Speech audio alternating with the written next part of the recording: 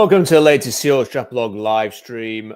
Solo stream today because it is Adam's actually been at the game, the Houston Texans game, but Robbie, it's very late. It's 6:33 in the morning here, so I'm not gonna stay on too long. And I have to be honest, I kind of feel like the Seahawks have lost that game. Now, I'm really happy they've won, of course, 5-2, great. Unless I'm mistaken, nobody's got a better record in the NFC. So great. Yeah. Happy for that. But what was that? The fact that game should have finished half an hour ago. The fact that game finished with the commentators talking about how sloppy Seattle was, I just feel like this is a missed opportunity. Like, for the first quarter and a bit of that game, you're thinking, wow, look at this team. Look at the Seahawks. Look how they're playing. And it just turned into an absolute mess. An absolute mess.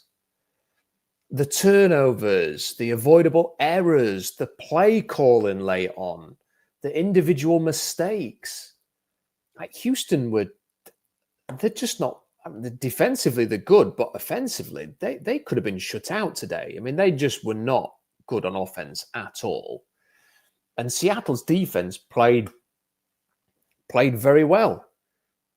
I've just realized for the second week in a row, I've not plugged the mic in, so I'm just going to do that.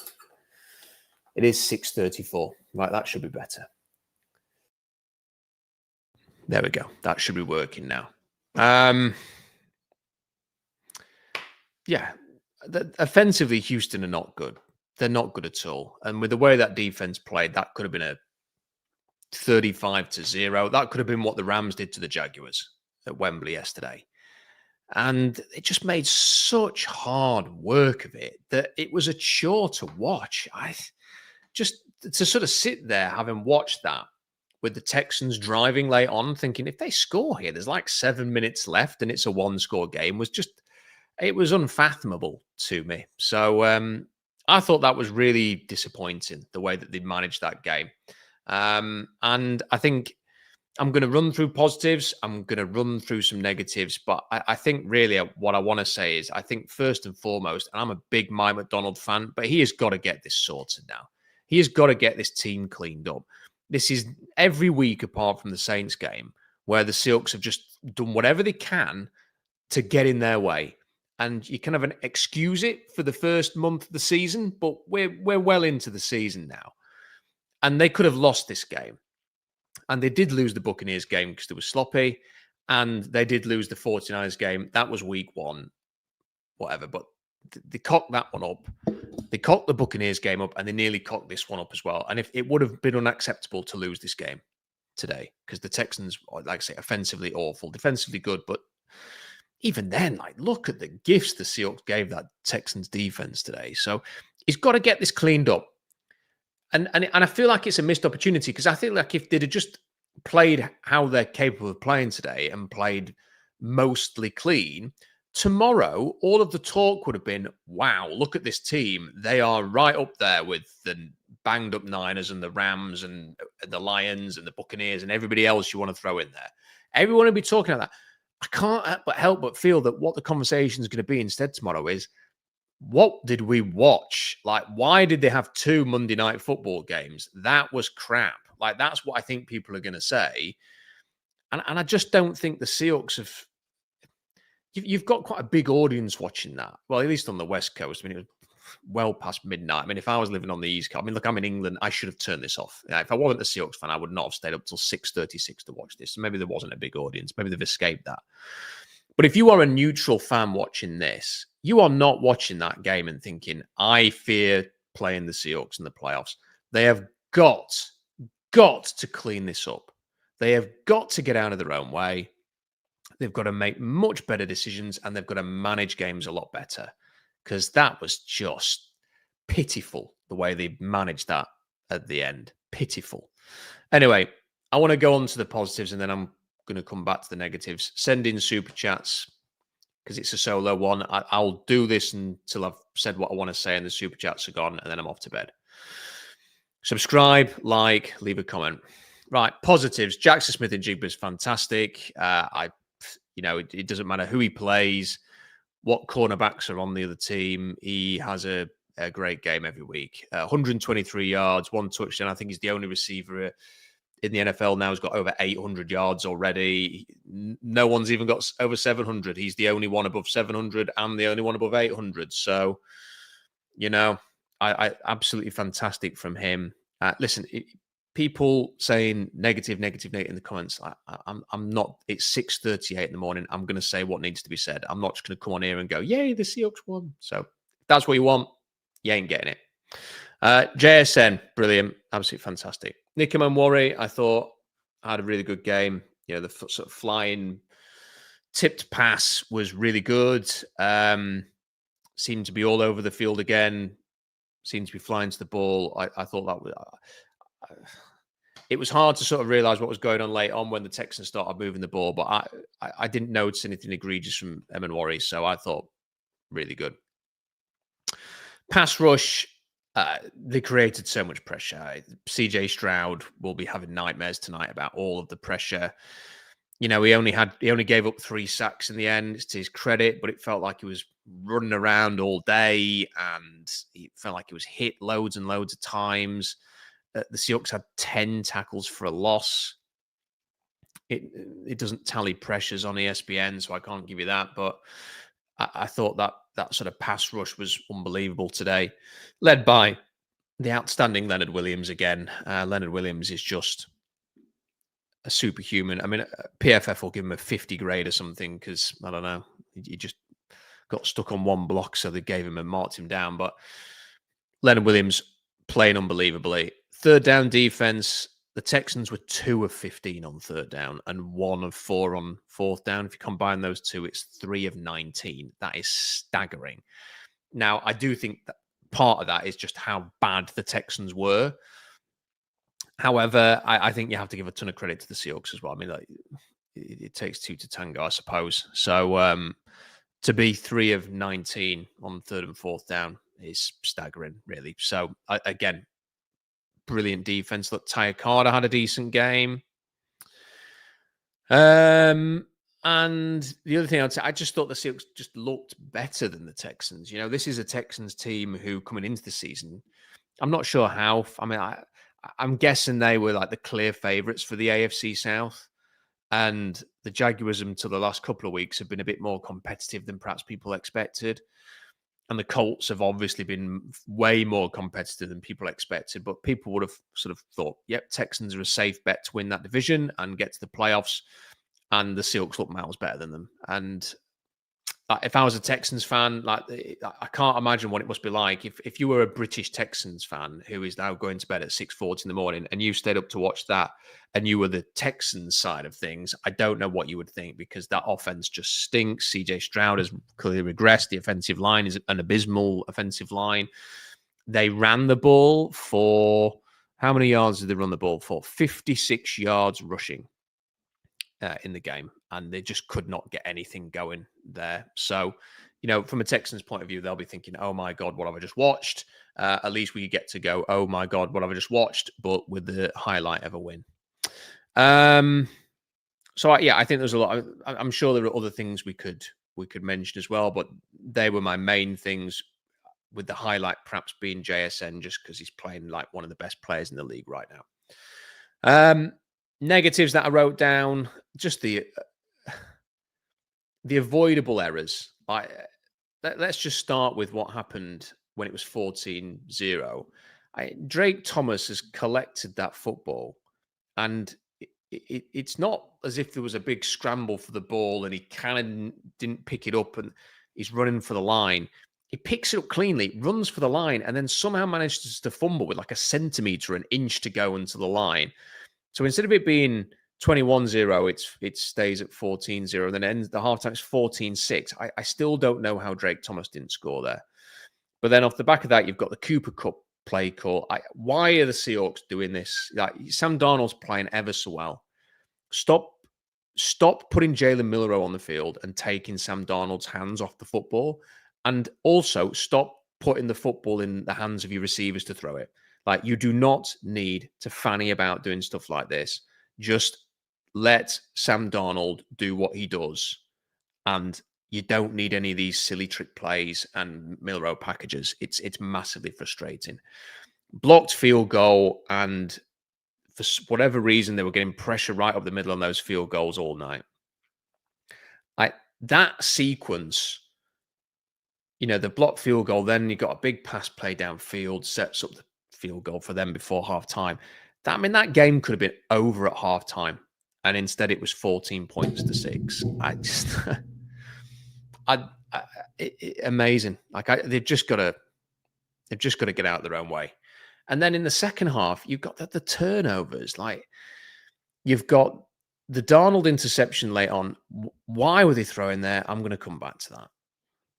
You've got the Elijah Arroyo fumble. Just hold on to the ball. I can't remember what the other one was. Oh, it was the fumble in the end zone, wasn't it? Where, and that's just awful. The call, the slow developing play where the quarterback's in his own end zone. The fact that Charles Cross just gets beasted by Will Anderson, and that Zach Charbonnet does the worst attempted chip block ever to help Charles Cross, which, he whiffs on that completely, and Charles Cross just gets pushed backwards. But then Darnold panics as well, and, it could be 2 points, but now it has to be 6 because he's fumbled the football. I mean, just everything about that was tragic. The turnovers made what could have been a really fun kind of sit on the sofa and have a cup of tea at 5 o'clock in the morning occasion into just stress. And it made it far closer than it needed to be. The game management at the end of that game, this is what I'm talking about. I don't know if I never know, because I'm going to assume that teams do not read the comments online or watch programs like this or anything like that. I really hope they don't. But for weeks, we've had people complaining because the Seahawks run the ball too often in the fourth quarter. Like last week against Jacksonville, it was like, why were they running? Why weren't they being more aggressive? Why didn't they put the ball in Darnold's hands? Why didn't they just keep passing the football? Why did they give up? Why do they play safe? Well, there you go. That's why. Because they kept throwing the football and they didn't burn any clock. And they turned the ball over. And it'd be a quick 3 and out, and then you're punting the ball back to Houston. And I kept looking at the clock, and it wasn't going down. It felt like Houston had 3 possessions between the 10th and the 5th minute. It was too much. You have to. Why?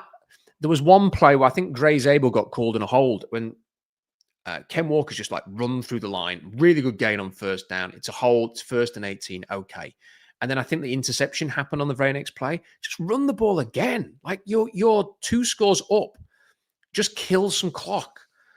Run on the first down, because he's just run for 10 or 12 yards on first down. Anyway, just do it again. And if it doesn't work, you can throw on second down. It's fine. I just, how they handled the end of that. I mean, they were still throwing late. They nearly gave away another safety late on. That is not game management. That is not game management. And, really Mike McDonald needs to spend a bit of time this week just going, okay, I'm going to look myself in the mirror. How do I handle that situation again in the future? What do I do? How do I communicate to my offensive coordinator?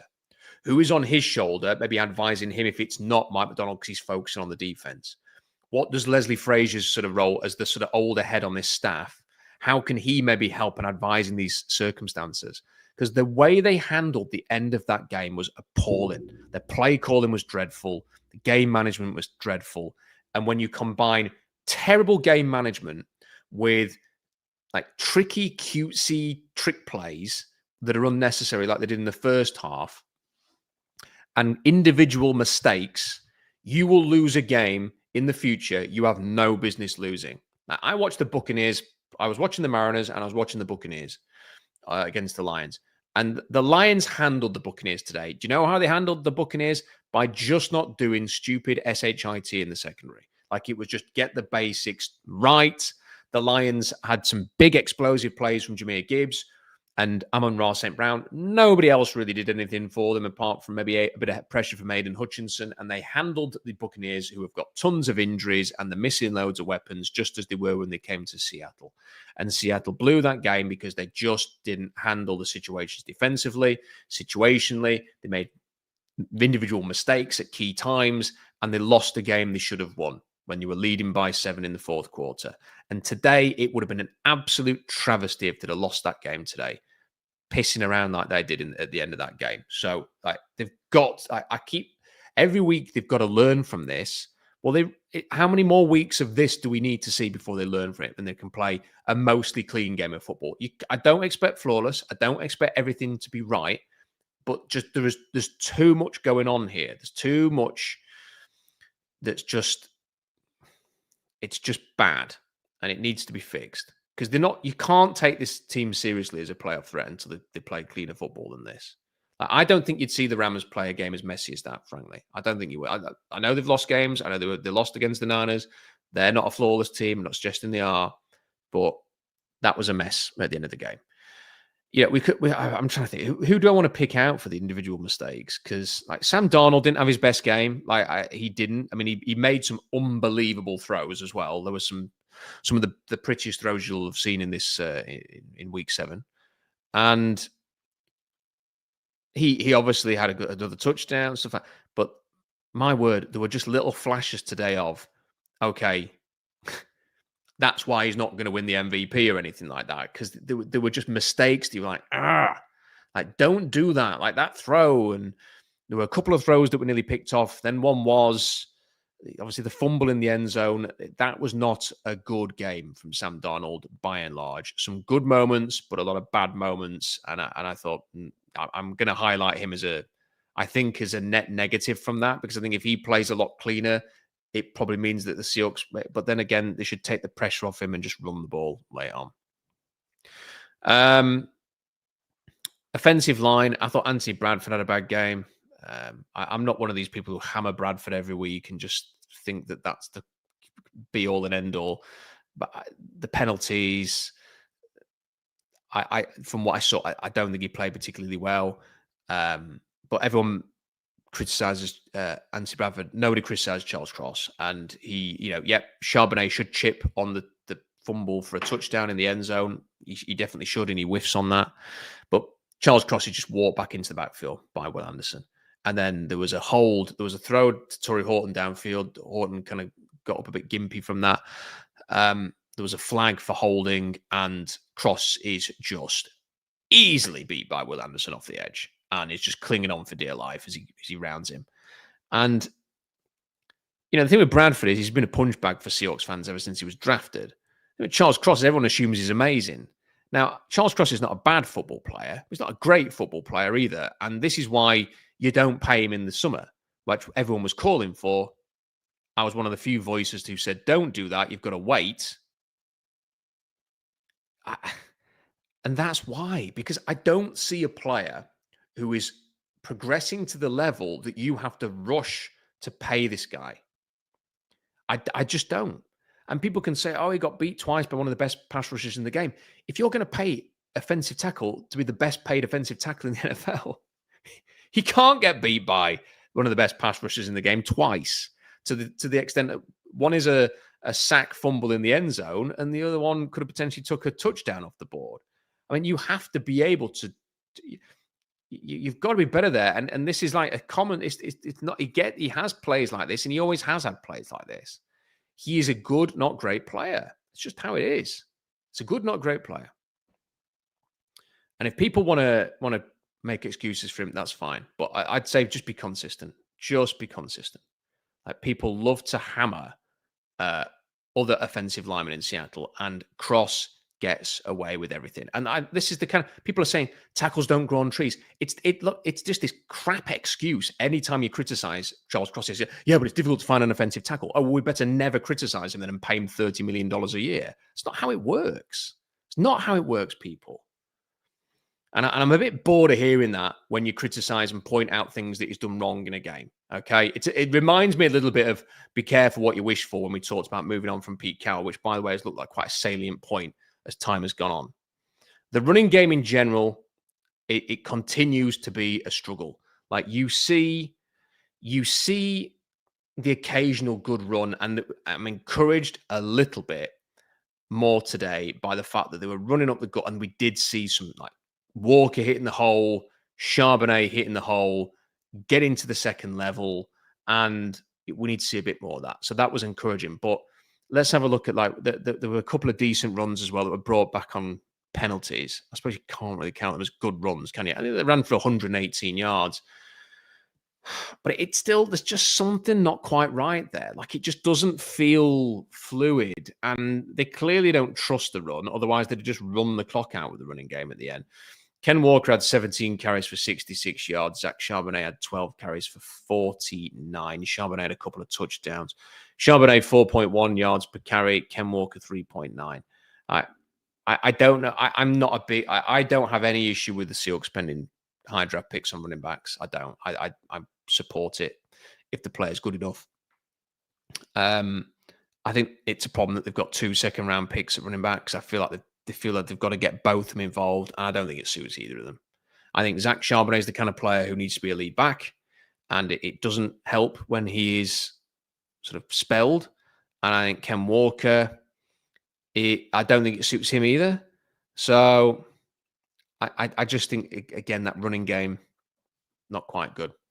Talked about how Seattle's defense did a very good job with third downs and fourth downs. Sadly, on the other side of it, the Seahawks struggled on third down, 2 of 14. Now, they were 2 of 2 on fourth down, and there were a couple of occasions where I thought, why don't they just do the AJ Barner tush push? Because that seems to work every time. And they didn't. They elected to punt. That's fine. That's, I'm not going to criticize them for that. But 2 of 14, obviously, on third downs is not very good. Penalties, it felt like there was a lot of penalties in the game. Yeah, so 12 penalties for Seattle, 10 for Houston. So both teams were sloppy there. And just the final thing that I wrote down as a negative was that I'm just disappointed that they didn't hammer them. Like, it just felt like that was a game there to give them an absolute spanking, and we didn't. And I feel like we needed that. I mean, I'm not a huge Mariners fan. Listen, I'm not at all, really. I've kind of jumped on the bandwagon because I have friends in Seattle, and a lot of people who follow the blog, big Mariners fans, and people I'd go on shows with and everything like that. So I've kind of watched the last few games,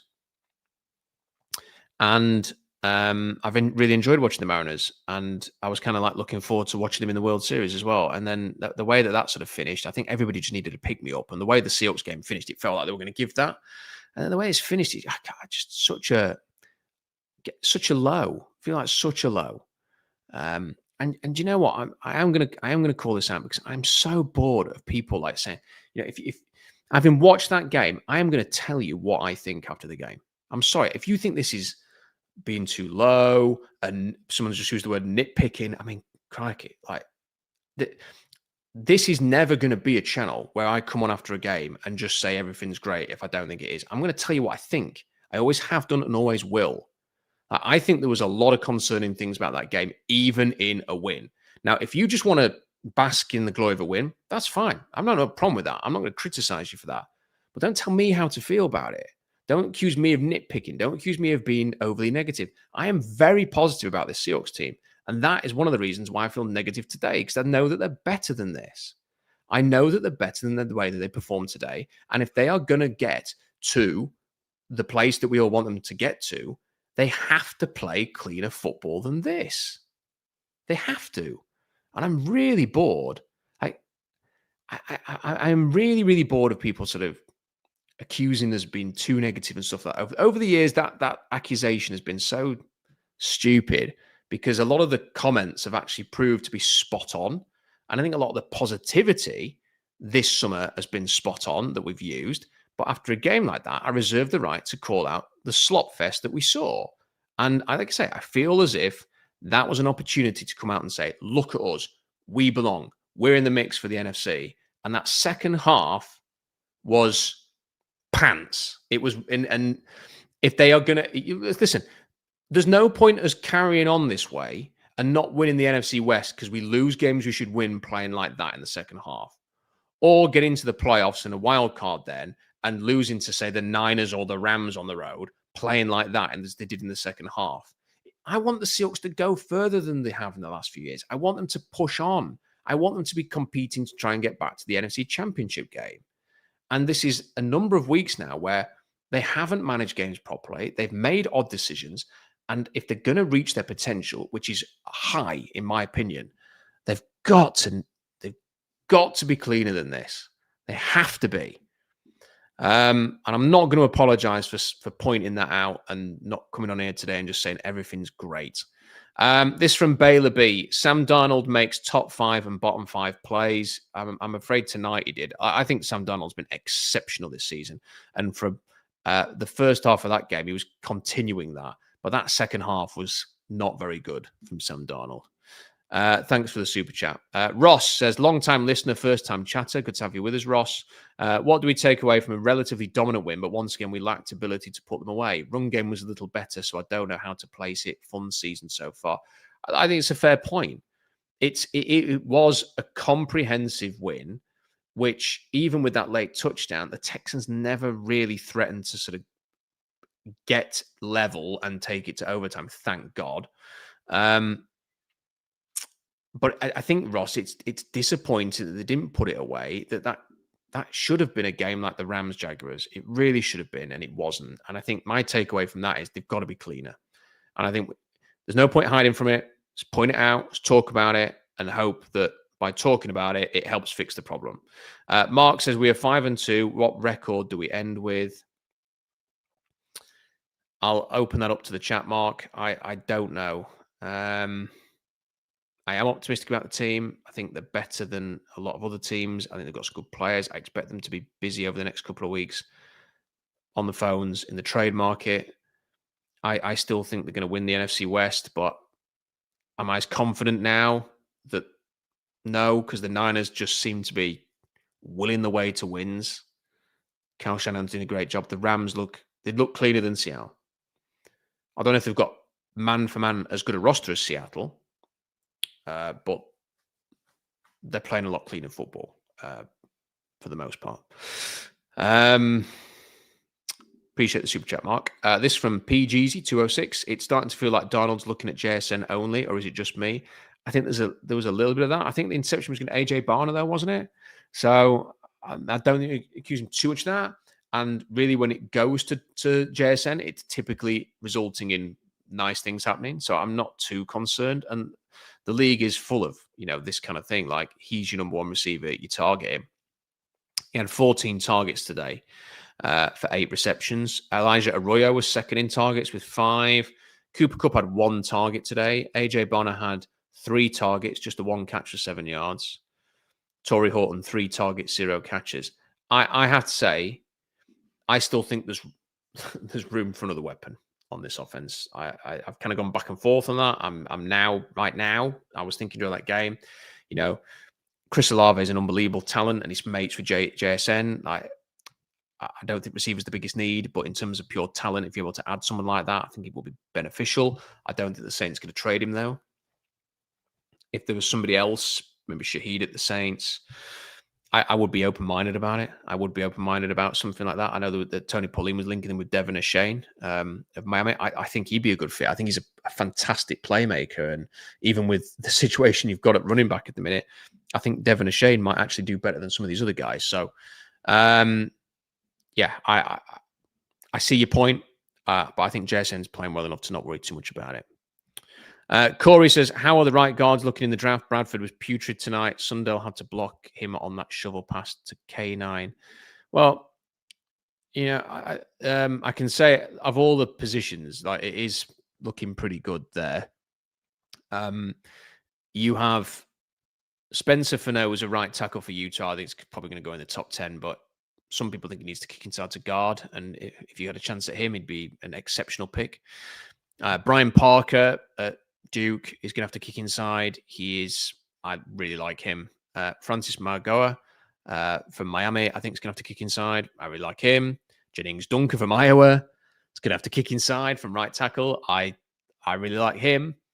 Kalen Rutledge from Georgia Tech is someone I think, the mid-rounds could be interesting. So, they're the players that I would sort of point out here. I think Logan Jones can play guard or center, so I think that's something also. Bo Stevens at Iowa is also left guard, but he can move inside to right. So there are some options there, if people are wondering. And it's not sort of like pure guards. It's like Gray Zabel kicking in from left tackle, but from the right side instead. So there are some options there if people are wondering that. Glenn, really appreciate that super chat. Sloppy, but relieved they won. Rob is so right. McDonald needs to impose discipline. They are so close to being a really good team. Agree with everything there, Glenn. Thank you for that super chat. Much appreciated. Canadian Hawk says they seem to be conservative when you want them to be aggressive and aggressive when they should be more conservative. Yep, that's a fair point. Need some serious self-scouting. Thanks for staying up, Rob. Go Hawks. My pleasure. That's how I see it as well. Some self-scouting is required.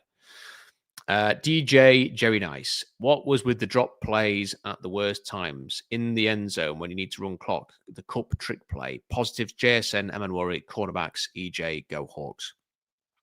Yeah, I think the cornerbacks play well. It's a shame that Josh Jobe dropped 2 interceptions late on. That would have been nice for him to snag one of those. So that was frustrating, but overall the cornerbacks play well. Save the Geese says one of the best Seahawks games I've watched, but I'm blind in both eyes. Indeed. Chad, really appreciate the super chat, Chad. Thank you very much. Much appreciated. Noah says, thanks for the 3 a.m. wake up and 7 a.m. finish. We have to find a way to run the ball. I think that will fix so many issues. We also really need a top defensive end. I think the defensive line played very well, and Chenna Nwosu is playing exceptionally well. DeMarcus Lawrence still looks good. Still not getting enough from Boye Mafe, in my opinion, and Derek Hall yet to come back. I would be up for getting another pass rusher if it's an obvious upgrade. So if it's like a top player, I'm up for that. I've come to think that I don't want just a defensive end for the sake of it or an outside linebacker for the sake of it. Now, if you can get Trey Hendrickson, Max Crosby, that level of player, I'm down. Otherwise, I'm rolling what we've got. I still think extra cornerback depth. I'd still look at that. Like if you can get Demario Davis from New Orleans, I'd be all over that. I do think your linebacker position. Drake Thomas had some good moments today.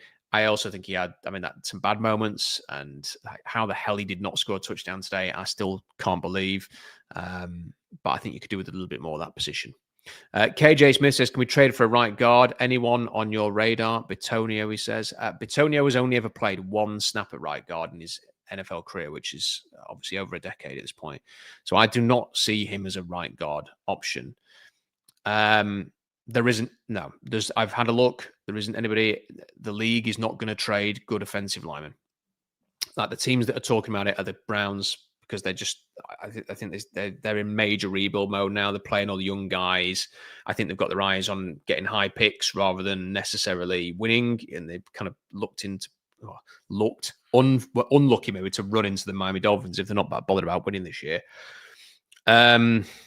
And yeah, I think they want to move their offensive line, just sort of they're acknowledging it's a refresh. So they're a unique case. They just aren't going to be the offensive line like that. I think if you're going to build defensive line, you've got to wait to free agency and the draft. And I obviously mentioned some players a minute ago who they could target. KJ, thank you for that.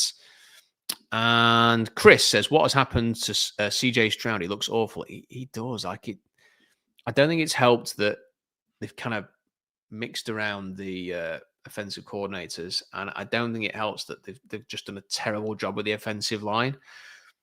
And they've kind of added all these weapons. But really, I think they've got one quality receiver. And Dalton Schultz played well today. But he's not been very consistent. So I fear for him a little bit. He also looks like he's taking his eye off the ball. So, yeah, he's not looking as good as he did early on in his career. Anyway, those are all the super chats. The Seahawks are 5-2, and I just want them to be. I just want them to be really good, and they've got the potential there to be really good. And that sloppy second half at 5, 6, 7 o'clock in the morning is. It's frustrating. Anyway, we get a break. We're going to come back and see them play the Commanders. That's going to be a very interesting game. Obviously, I have to monitor Jaden Daniels' health. One of the best pass rushers, their best edge rusher, Montez Sweat, but maybe their second best pass rusher is out for the season. So that's a boost in terms of a player's not going to be there for the Commanders. Although I don't ever like wishing injury fortune on the Seahawks with other opponents missing key players, because I'd just rather beat them at the best. But that's going to be an interesting game. And it'll be interesting to see the next couple of weeks. Now they've got the bye. The bye might be perfectly timed for the trade stuff, like seeing the trade market, seeing who you can go and get. So Could be an interesting time. Anyway, it is 7:07 in the morning. I am going to go to bed. Appreciate you all watching this. Listen, live numbers amazing. Listen, don't be too mean. The fact that I'm feeling a little bit negative about the second half performance, it's just because I want the standards to be up here. I'm sure Mike McDonald as well. I'm sure everybody does. There were some good things, but there's some things they've got to clean up for next time. Take 610's just chucked in this last second super chat saying, "Did we miss by passing on Tate Ratledge?" I'm not going to go there. Like, I really rate Elijah Arroyo, and yes, he fumbled today. I think he's going to be a top player for the Seahawks. I think that was a bargain of a pick where they got him. The Seahawks believe that as well, so I'm not going to second guess that. Tate Ratledge did not have a great zone blocking grade. He was a great athlete, but did not show necessarily on tape that he was a great zone blocker. And I don't think they win this game like 35-0 because of like Tate Ratledge playing instead of Anthony Bradford anyway. I think that's a position they're going to have to look at in the offseason. And I think Bradford's going to be your starter for the rest of the year. I don't think he's as bad as some people think, but also he's not great either. Anyway, off to bed. Just a reminder, tomorrow, Bump and Stacey, I think we're a bit earlier tomorrow because of the Mariners. Sadly, their season ending. But keep an eye out for that. I'll post the video to that on Seahawks Draft Blog. Don't forget Seahawks Collective, which is 5 p.m. Pacific time. Watch that live. Puck Sports on Wednesday. Draft article will come on Thursday as well. And I've got loads and loads of notes and videos already in the bag for that. Right. Seahawks 5-2. I'm going to go and have a rest. Subscribe, like the video, leave a comment in the comment section, go onto the app as soon as the stream is finished and hype this video up so it gets more eyes on it. Until next time, bye for now.